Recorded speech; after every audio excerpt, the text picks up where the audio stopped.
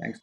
Okay, so welcome everyone to keynote number 2. It is my great pleasure to introduce Dr. Giuseppe Carenini.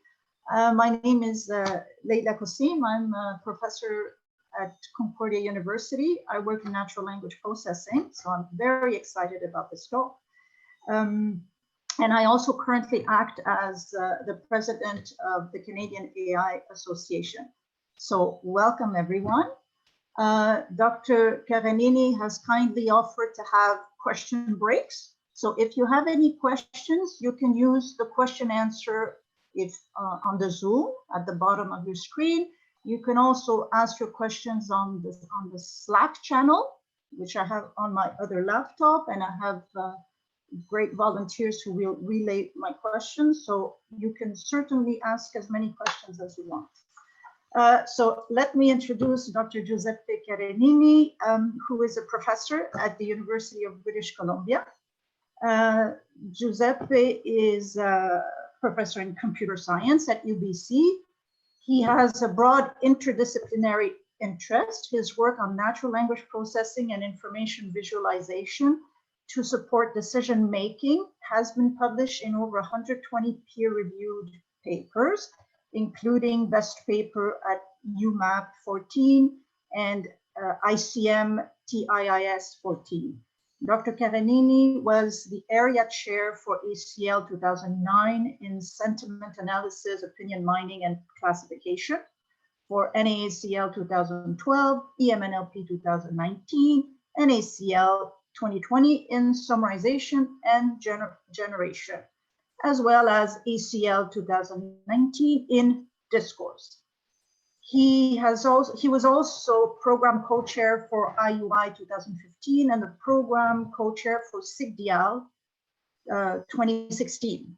SIGDIAL is a special interest group on dialogue and discourse. In 2011, he published a co-authored book on methods for mining and summarizing text conversations. In his work, Dr. Carenini has also extensively collaborated with industrial partners, including Microsoft and IBM.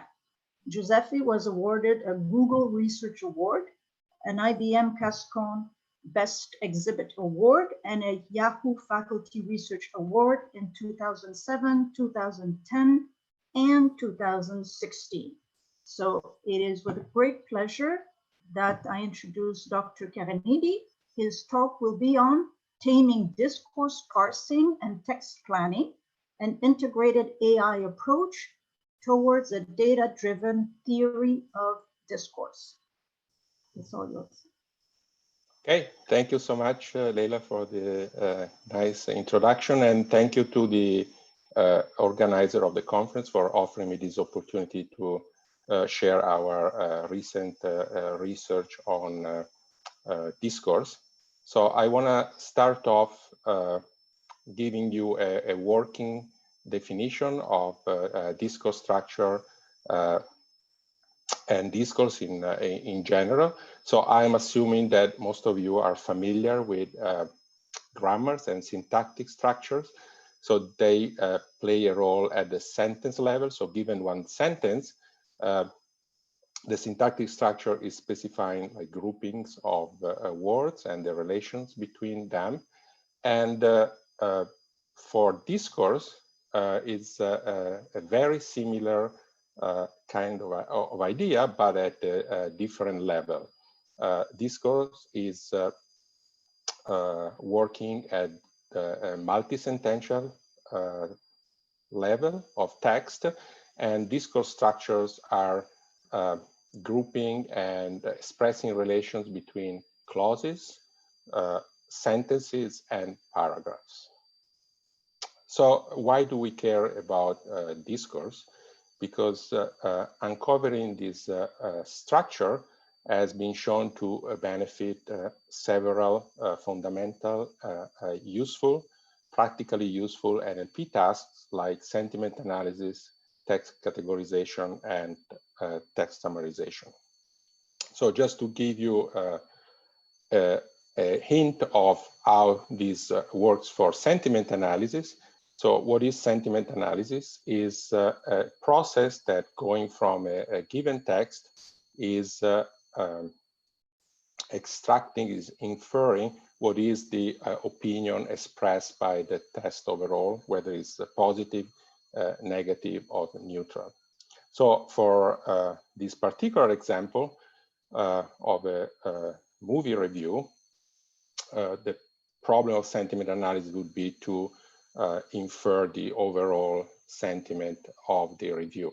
And if you look at the clauses, each clause independently, so clause A, B, C, and D, and so on, you would infer that the sentiment should be positive, because most of the clauses they express a positive sentiment.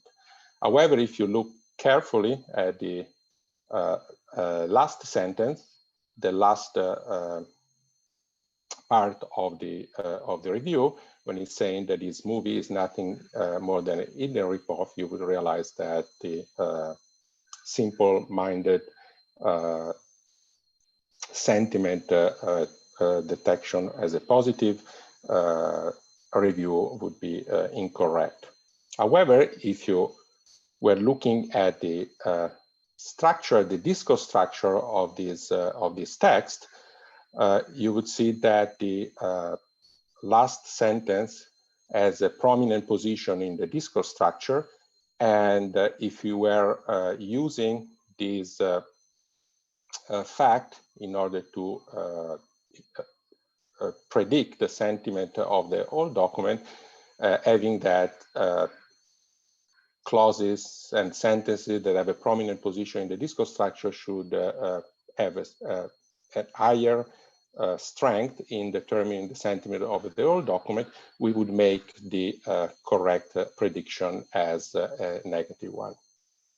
So the key idea behind this example is that the importance of a discourse unit, in this case in sentiment, but in many other NLP tasks, should depend on the position in the discourse structure of that particular unit. So this idea has been leveraged, exploited in many previous works. For instance, in summarization, it has been shown that using recursive neural networks that reflect the discourse structure of the text improves sentiment prediction. And this result has been also generalized to other text categorization tasks in addition to sentiment.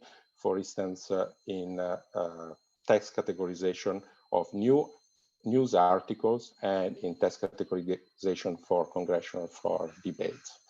And similar positive benefits in the sense of exploiting the discourse structure in inference has been also shown for text summarization, which is another key task in NLP.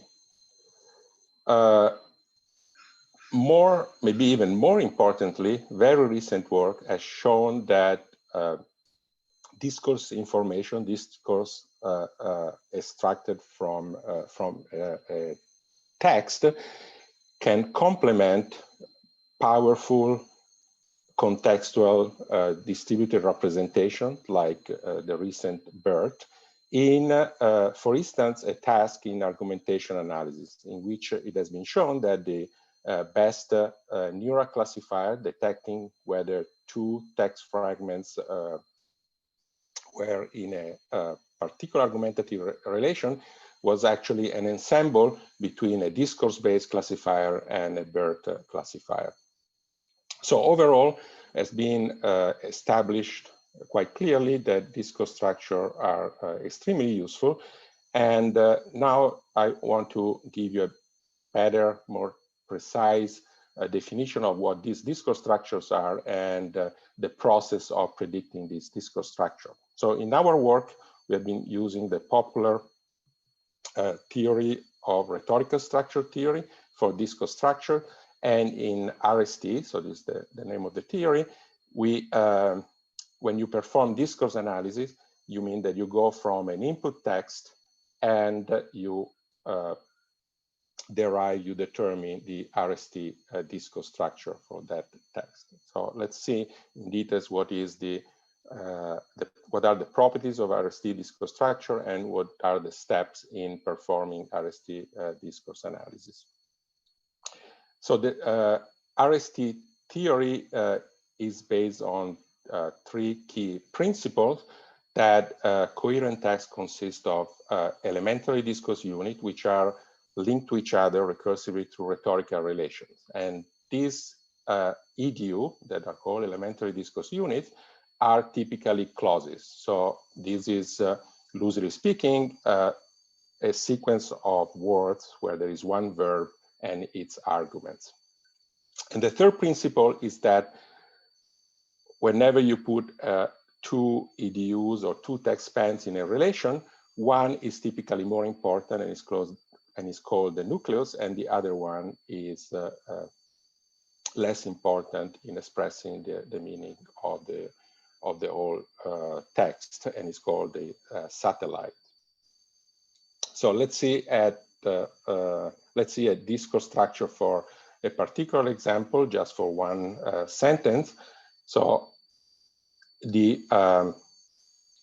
is the RST structure for this sentence, and there are three basic components. The EDUs are the clause-like elements, and you have that a horizontal line is covering the text spans that are related, and these are the relations between them. So we have a relation of elaboration between EDU 1 and EDU 2, and we have an attribution between EDU 3 and the text span covering 1 and 2. And the nucleus is expressed by the arrow, where the arrow is pointing is the nucleus of the relation. So you can also express the same information in an equivalent notation that we are going to use later in the talk. So again, you have the, just a second. Okay. You have the three EDUs and how they are related, and the information is expressed as a binary tree, where you have the relation under the node, and the node is expressing the text span that is covered and the two text spans that are related. Okay, so this is the what we are gonna refer to as discourse structure in the rest of the talk. And now let's focus on the computational task. So the goal of RST analysis, of discourse analysis, is to go from the text to the underlying discourse structure. And this is divided into two subtasks in RST analysis. One is discourse segmentation, that first of all, you need to identify the elements of the discourse structure, which are these EDUs. And then these elements need to be combined in a discourse structure. So discourse segmentation is identifying the EDUs, and discourse parsing is the process of combining them into a structure.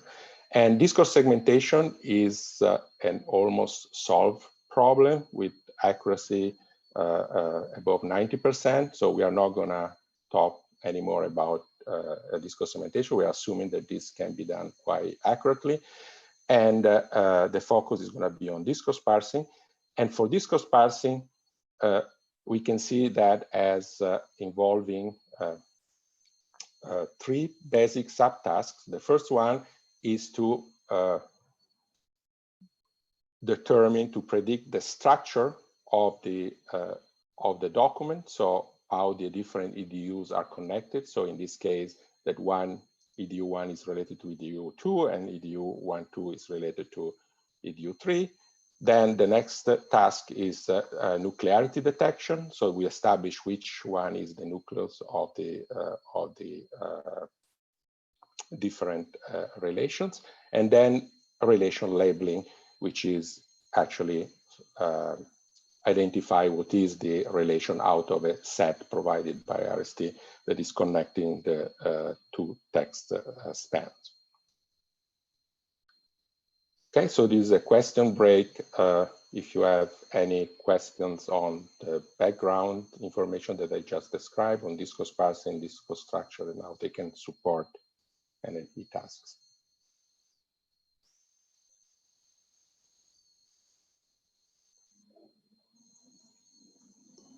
Sorry, I had to unmute myself. We do have a question in the QA from Chris Drummond. Chris asked, one would expect that grammar is consistent over some language group. Would a discourse structure be equally consistent across the same group? Okay, so this is something that is postulated by the theory, but has not been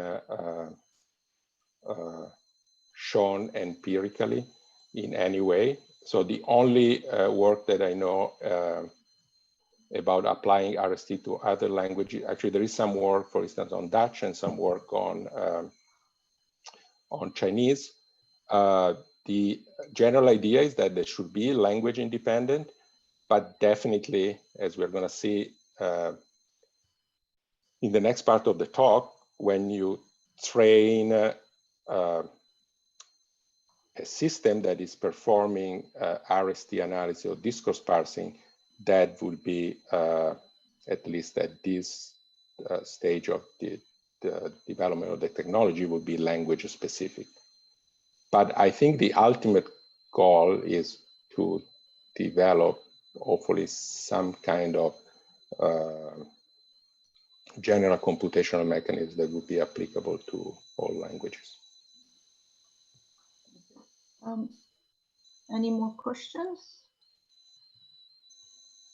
Okay, well, there will be a second break if you have more questions. Yeah, well, I have a few breaks. Okay, so now that we have seen what discourse parsing is, and which is the process of going from text segmenting to EDU to its a discourse structure, I'm also telling you that the current state-of-the-art solutions are based on supervised machine learning. However, there is a big problem for discourse parsing, which is the lack of annotated data sets. So the only annotated data sets that we are available, which are RST-DT and instructional DT, discourse treebank, as you can see, they have a very small number of documents annotated, because annotating this is challenging even for humans and time consuming. And because of that, discourse parsing hasn't benefited from the neural NLP revolution, because as you know, neural approaches, they are data hungry, and there is not enough data to feed neural solutions. Okay, so the key question is whether we can leverage other data sets to create more annotation for discourse parsing in a distant supervision approach. So for instance, there are huge data sets annotated with sentiment, like the YALP13 data set, where the number of documents annotated by human, naturally annotated, is order of magnitude bigger than what we have for RST discourse. Okay, so the key idea behind our approach to generate more data, more like bigger tree banks for discourse parsing, is that as previous work has shown that discourse parsing can be applied to improve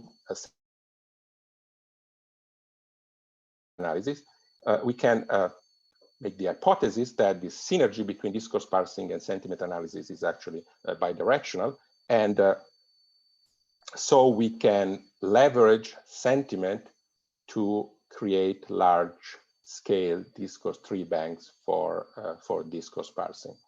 So the idea is to go from a large dataset, a large corpus of documents annotated with a gold standard human annotation sentiment with hundreds of thousands of documents to their annotation with discourse trees. That would be a silver standard because it wouldn't be human annotation, but would be informed by sentiment. So to make this more specific, our approach comprises two stages. So we would go from the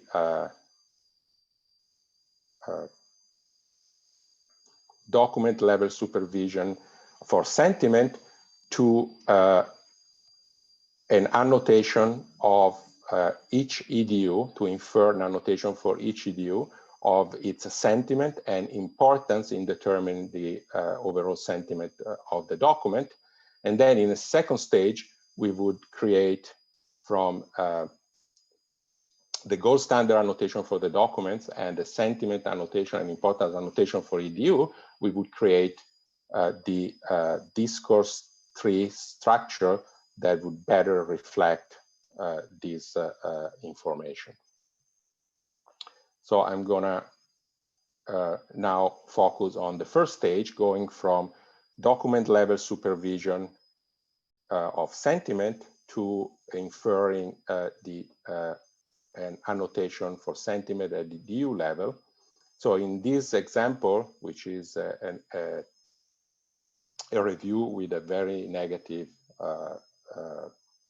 human sentiment annotation, the first step would generate the following annotation, where each EDU has a sentiment associated and also an importance in determining the overall sentiment of the document. In this case, is encoded by the font size. So the question is how we can perform this step. But if you think about it, this is a very specific instantiation of multi-instance learning. So we have an annotation for a set of elements, the set of EDUs, and we want to infer instance level labeling. So in order to perform step one, we apply a recent neural multiple instance learning approach, where the words in the text are the input to the underlying neural architecture.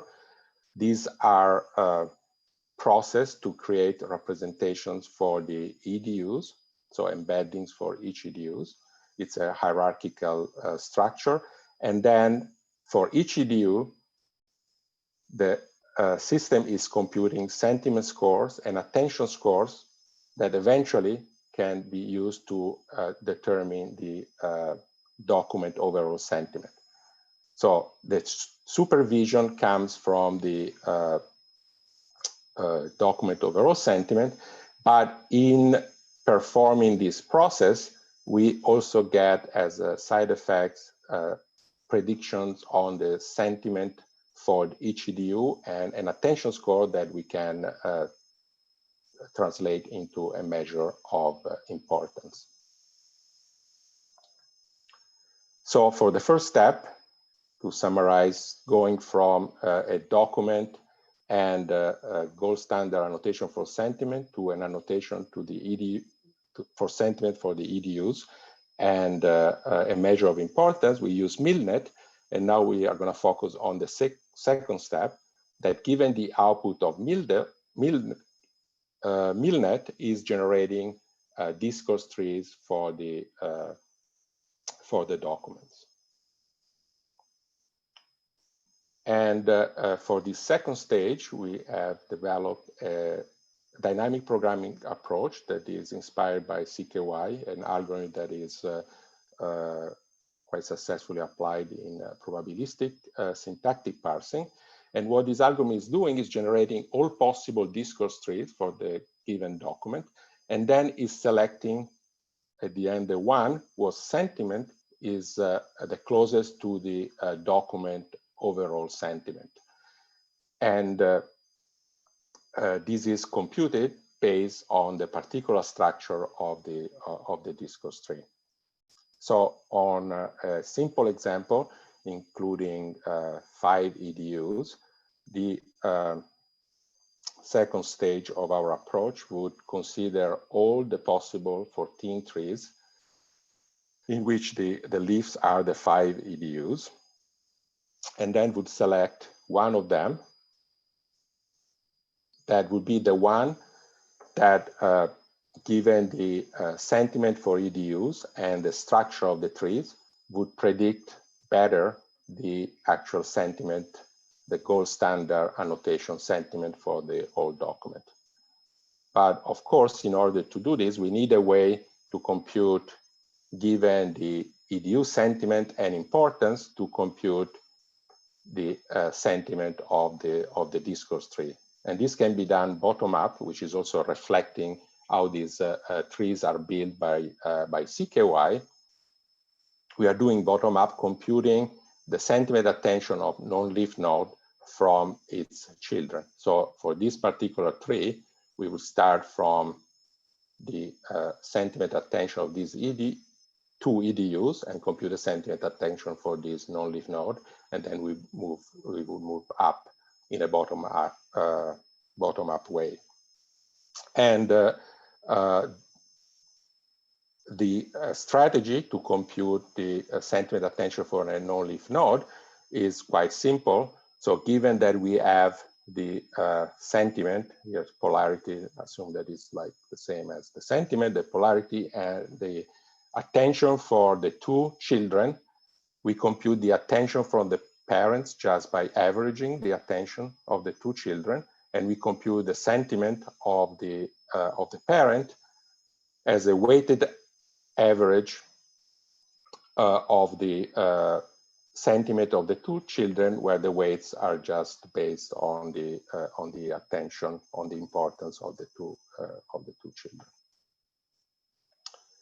So this is high level what the second stage is, but some of you might already have thought that there is a big complexity problem with this process, because we want to generate all the possible discourse trees, but it's well known that the number of trees grows exponentially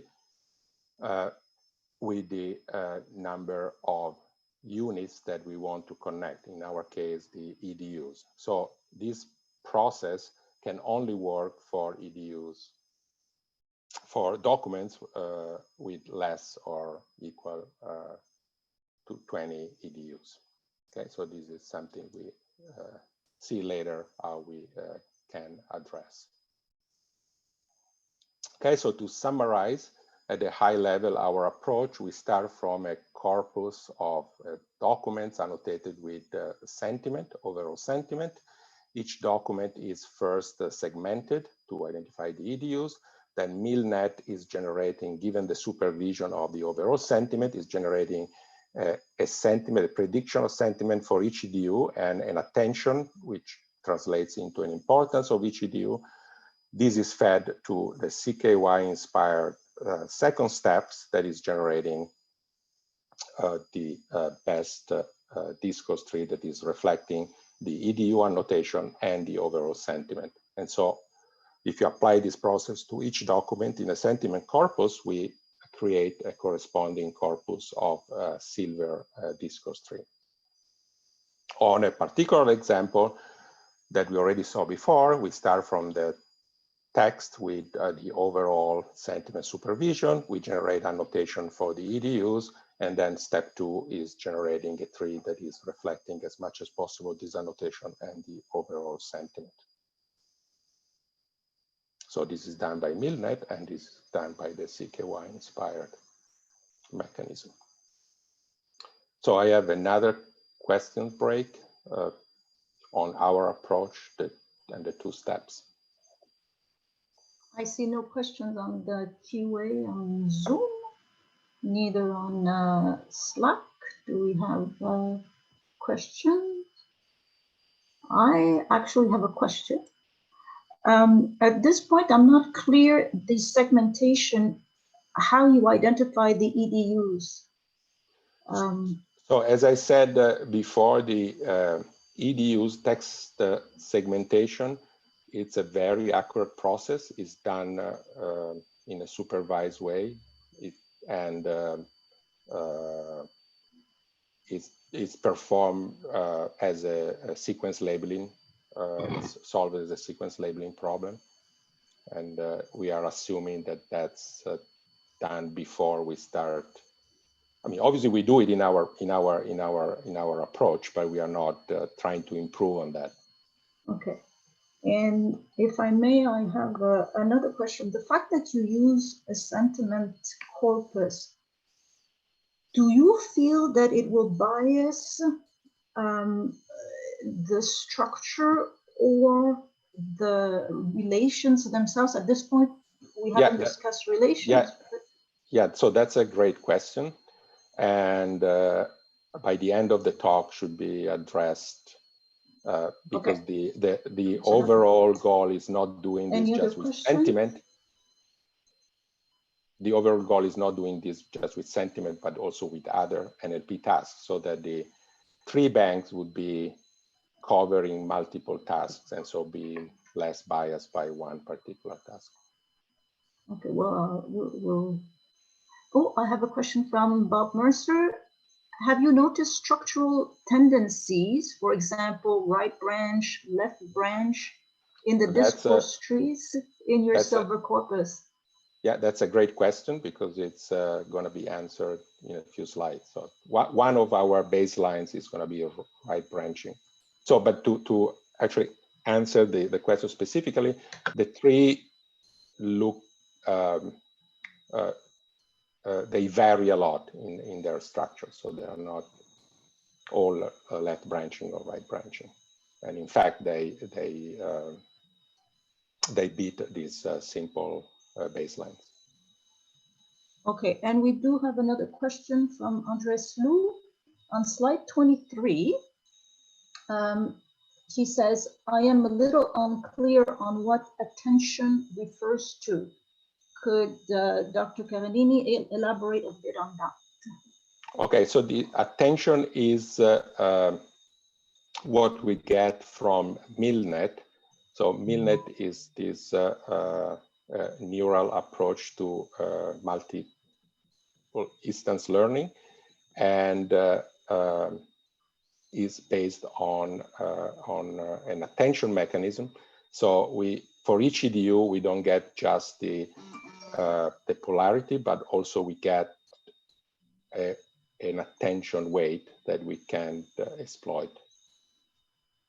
So it's attention properly in the sense of neural attention. Excellent. Oh, we have. Oh, that was it. Okay. I think that's it for this break. Okay, so let me move now to the evaluation of this preliminary approach that I have described on just structure or just relations. And we use the dataset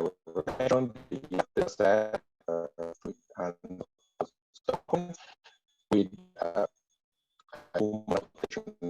and the two existing datasets which are annotated with Parsin structure. Where the use and the kind of home repair manual. So they're very different.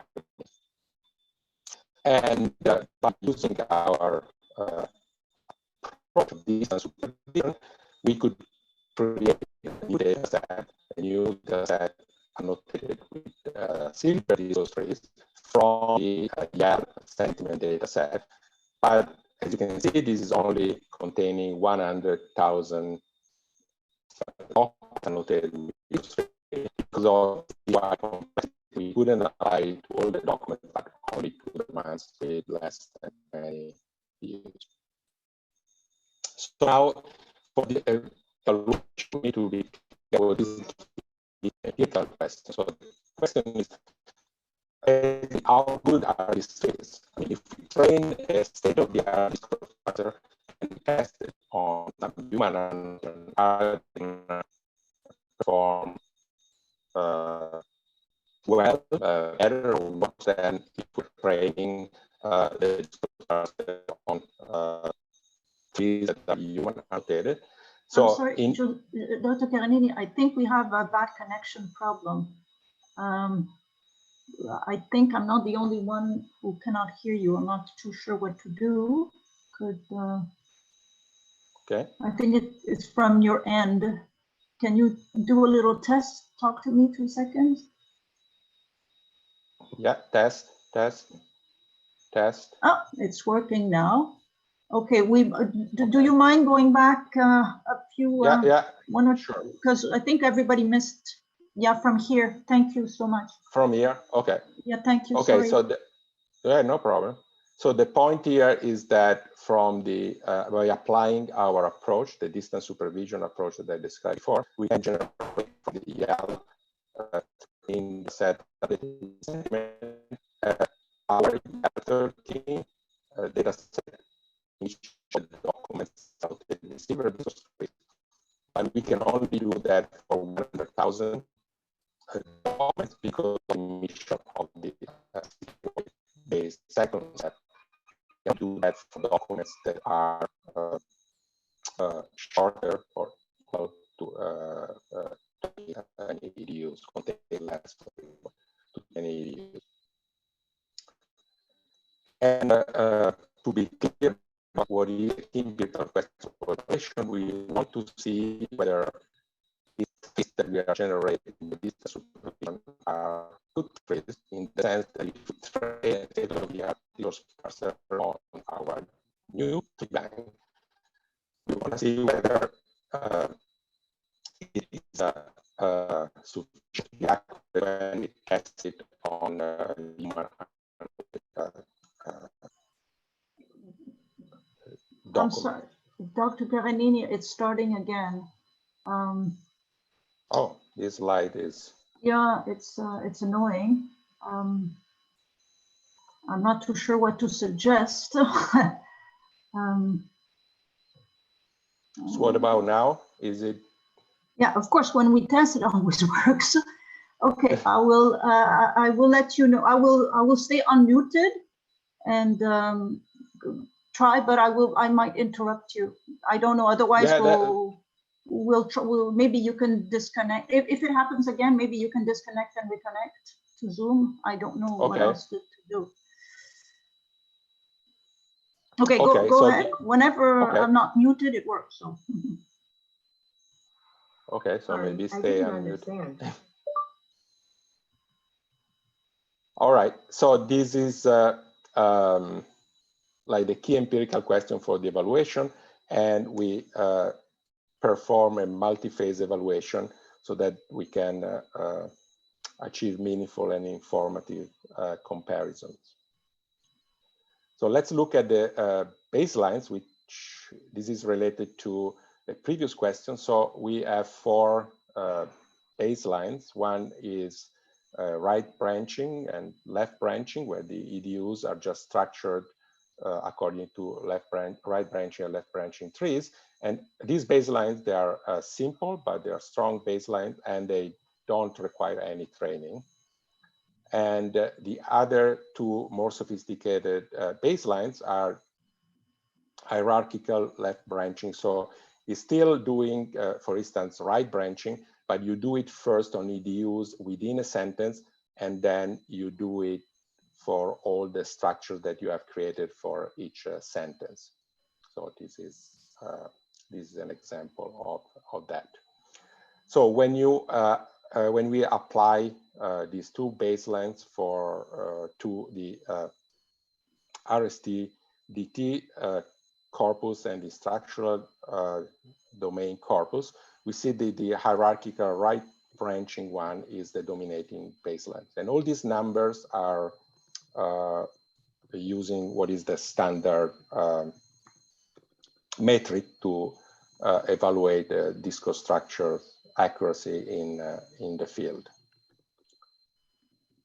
Then, because we have two data sets, the RSTDT and the structure corpus annotated with human discourse structure, we can perform intra-domain evaluation on these two data sets. So we train and test the state-of-the-art discourse parser and other discourse parsers in an intra-domain evaluation. So we train and test on the same domain. So this is can be assumed to be an easy task, but not very useful, because often you need to apply your discourse parser to domains for which you don't actually have human annotated discourse trees. And when we do that, we not surprisingly, we get very good results. So these are different discourse parsers, and this is considered the state of the art, and they perform quite well when they're trained intra-domain. And then we can use these two human annotated tree banks to perform the much more challenging and arguably more useful task of inter-domain evaluation. So we train on one domain and we test on the other. So this is much more realistic, because in practice you often need to apply, as I was saying, you need to apply your discourse parser to a domain for which you don't have evaluation. And as you can see, the performance decreases a lot.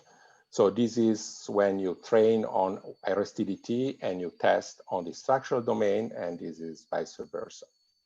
So now the stage should be ready to see how we evaluate our new discourse tree bank. So for our new discourse tree bank, we perform an inter-domain evaluation where we train the discourse parser on our discourse tree bank, and then we can test it on human annotated discourse trees from the two tree banks that we have, RSTDT and the structural domain. And these are very encouraging results, in the sense that we outperform in inter-domain evaluation the discourse parsers that are trained on human annotated discourse trees. So this is the results when a discourse parser trained on our tree bank is tested on RSTDT, and this is when it's tested on the structural domain.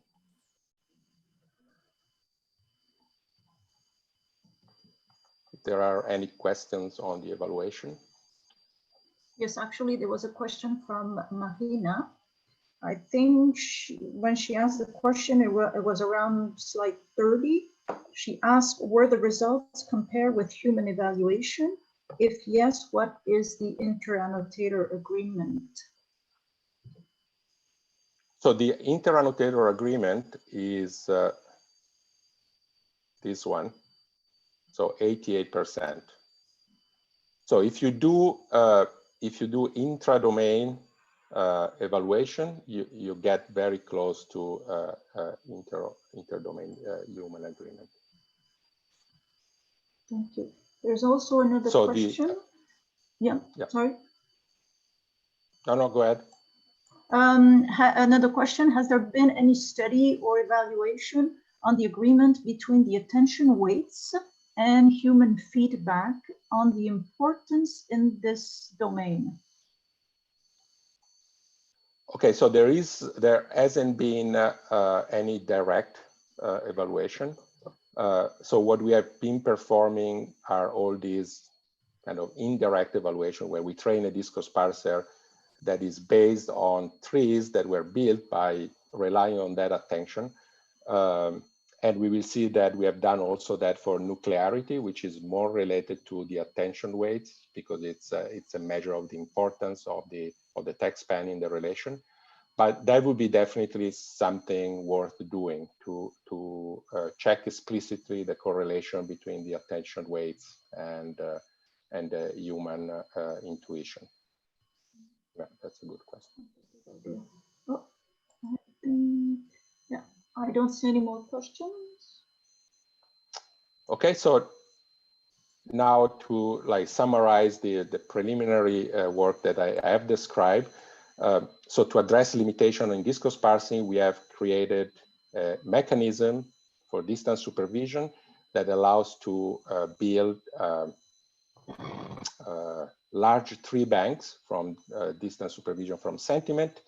And I have described some promising initial results in interdomain discourse parsing, which is the most challenging and arguably the most useful. And if you're interested in more details on this, you can find them in the paper at the bottom. But there are lots of open questions and ongoing work that I'm gonna summarize in the remaining of the talk. So clearly we cannot accept the CKY limitation of dealing only with documents with 20 EDUs. So we have been exploring computational relaxations to deal with documents of unlimited length. Then another current area of research is to exploit our treebank to actually improve sentiment prediction. So to go back to the original task. Then something I've mentioned before is to expand what we have done on sentiment to other auxiliary tasks that have been found to be correlating quite well with discourse structure, like text categorization and summarization. And then also we are exploring connection beyond discourse parsing with text planning in the area of natural language generation. So let me move to the first area of ongoing research. So how we are dealing with the limitation, the problem that CKY cannot scale beyond 20 EDUs, which correspond more or less to 5-10 sentences. So this is really excluding lots of interesting long documents for which actually discourse structure is even more important than for short documents. And this table is showing you the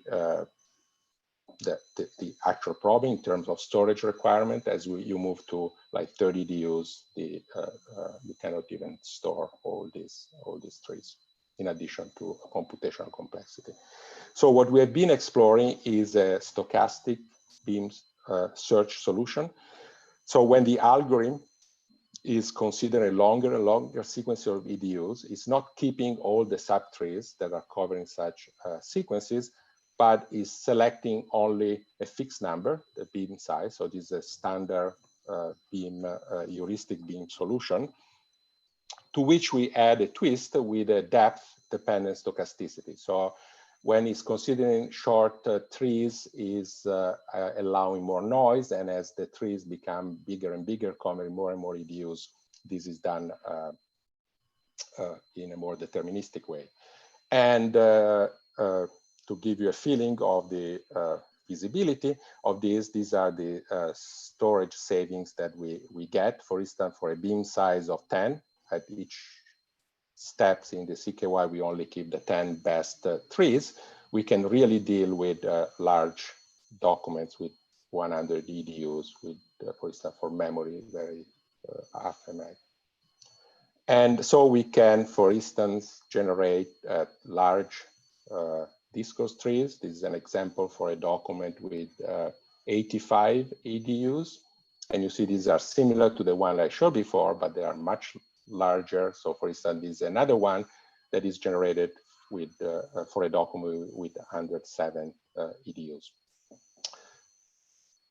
And by doing that, so now we are able to actually take advantage of the whole Yelp sentiment data set and generate our Beam Yelp data set with Silver Discourse 3 for all the documents in the Yelp 13 data set, because we don't have anymore the limitation of 20 EDUs.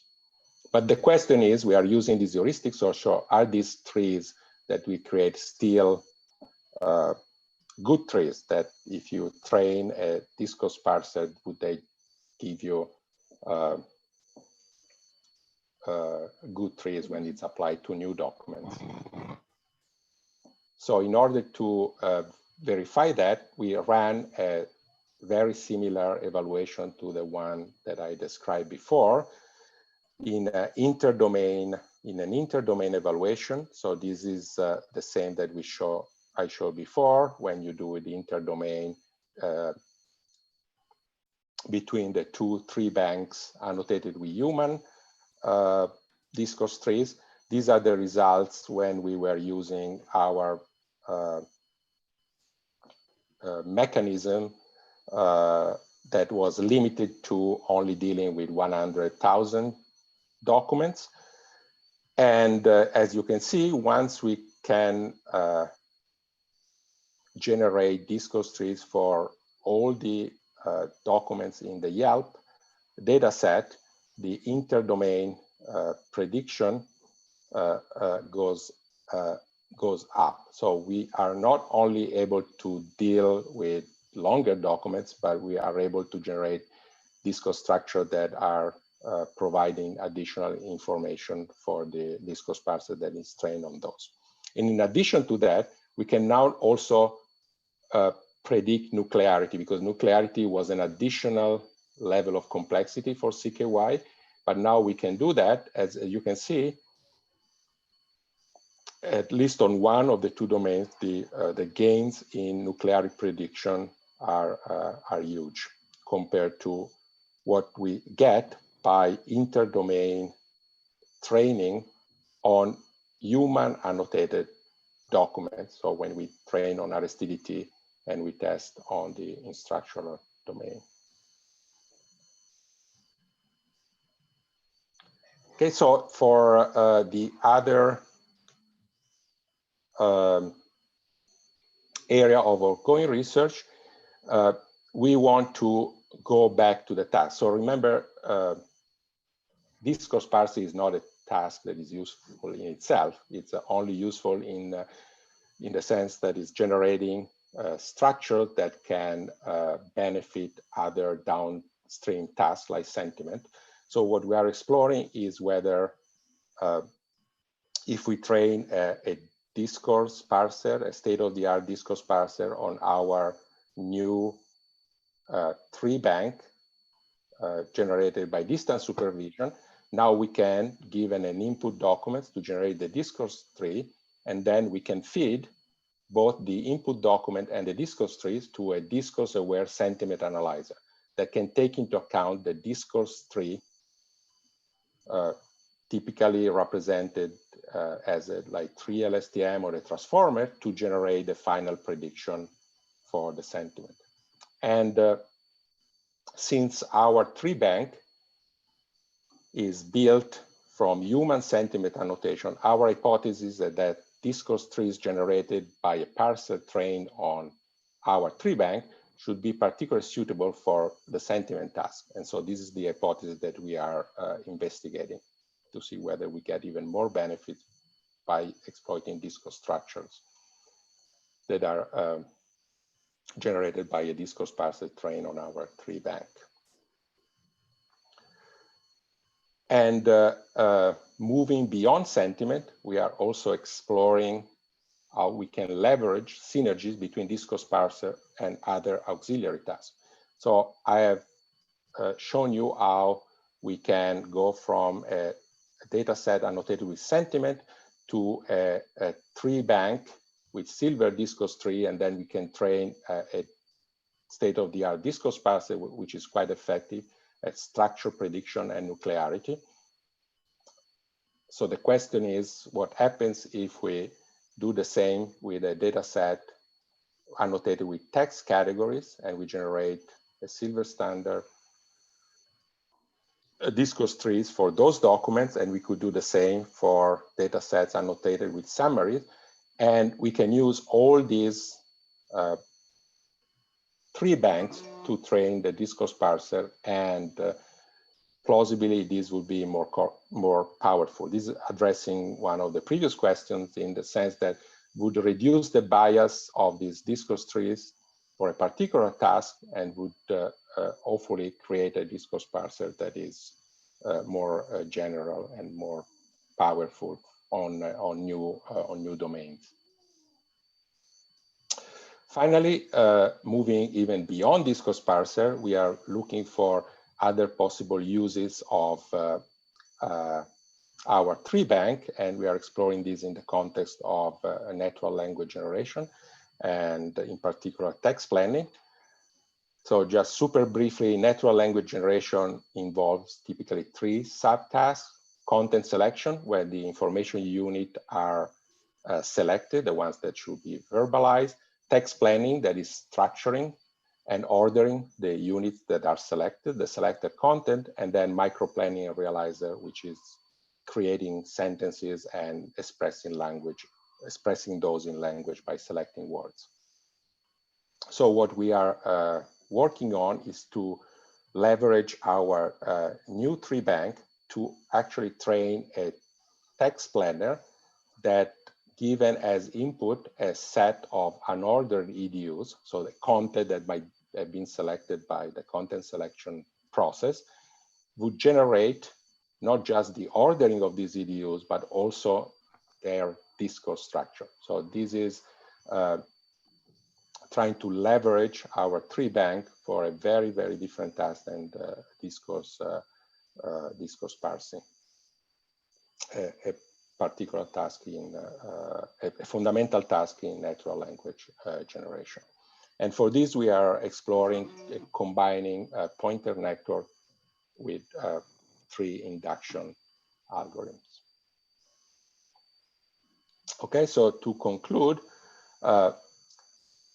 as I have told you before, previous work has shown that discourse parsing, by uncovering the structure of multi-sentential text, can be beneficial to many downstream tasks like sentiment, text categorization more generally, and text summarization. And also, it appears that it can complement powerful contextual embeddings like BERT. So starting from this background, in our research, we have demonstrated that by distance supervision, we can unleash the discourse parsing potential even more by generating large tree banks for training. And this is not just useful for discourse parsing, but we are exploring how this could be beneficial for natural generation as well. And moving to the future, we are also exploring several venues to extend our research. I've only talked about creating discourse structure and predicting nuclearity, but there is obviously the open problem of also predicting rhetorical relations, so that we can generate tree banks with complete RST annotation. Also, now that we have larger and larger discourse tree banks, we should experiment, and we plan to experiment with neural discourse parsers to fully leverage this fundamentally unlimited amount of data that we can generate. And I've been focusing in the talk of RSTDT, but there are other theories of discourse that for which we can create automatically more annotated data. And I'm thinking, for instance, as PDTB, which is another very popular theory of discourse. And eventually, the goal of all this research is to combine and refine existing theory of discourse in a data-driven way, of which I've just given a very preliminary overview in this talk. So I also want to thank all my collaborators in this research in the UBC NLP group. They are like professors, postdocs, and grad students and undergraduate students. And thank you for your attention. And if you have questions, I'd be happy to answer those. Thank you, Dr. Carenini. Any questions? I don't see anything on the QA. I have a question. I'm particularly interested in one of your future work where you say that it would be interesting to actually generate the tree bank, a discourse tree bank with actual relations, labeling the structure. How do you foresee doing that? Do you have any idea how to identify?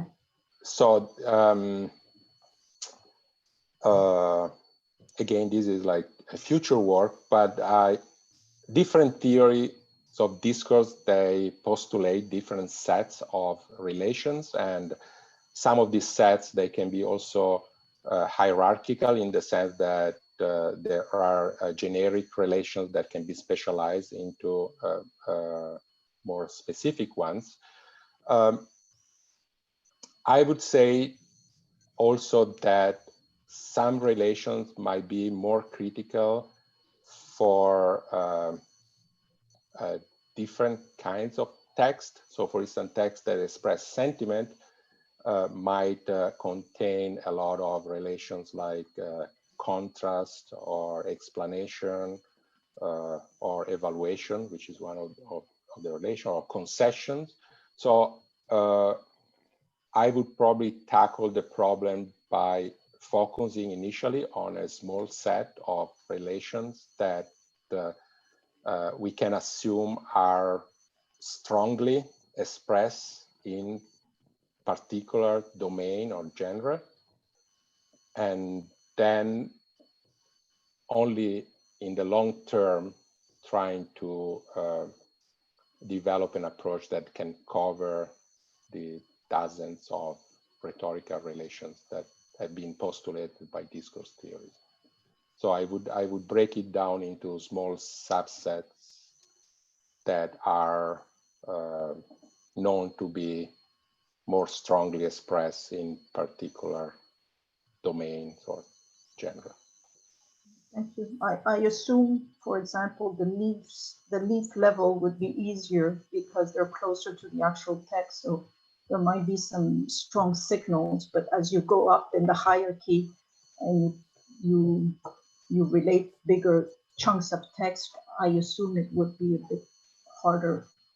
But yeah, that's absolutely the case. And also the other, maybe another consideration, important consideration, is that some rhetorical relations are very frequent and some other are rare. I mean, this we can see this also in the human annotation of the small data sets that the small tree banks that we have. So definitely, if we would focus first on the most frequent relations, that might be another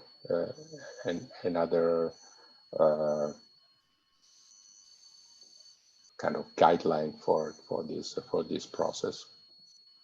We have a question from Bob Mercer. Have you thought about augmenting the data-driven approach with linguistic knowledge, such as discourse connectives, to give you a better annotation results? We haven't done it, but it's a great idea. So what should happen in a complete data-driven approach is that the discourse parser, the learning process of the discourse parser would pick those up from the data. So it might be more a back and forth between analyzing and interpreting what the discourse parser is learning, and seeing how much that's matching current theories of discourse in terms of cue phrases or discourse cues.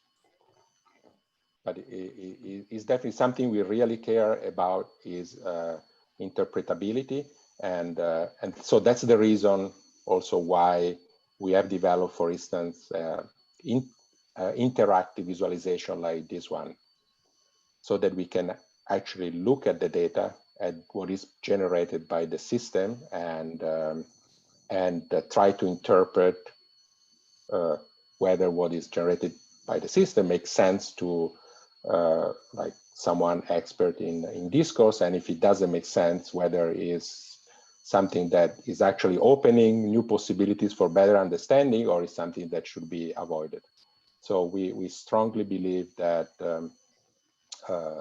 in addition of results on micro, average, inter-domain evaluation, we should actually develop tools for exploring the output of these discourse parsers that are learned from by distance supervision to better understand what the data is actually telling you.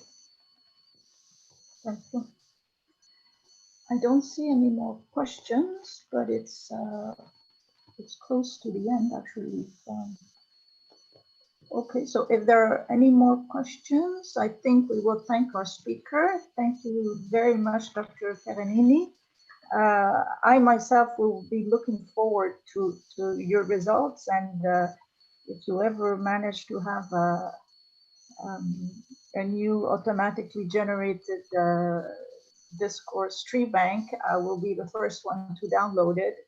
It's going to be of great help for the community. So great contribution for the community. So thank you.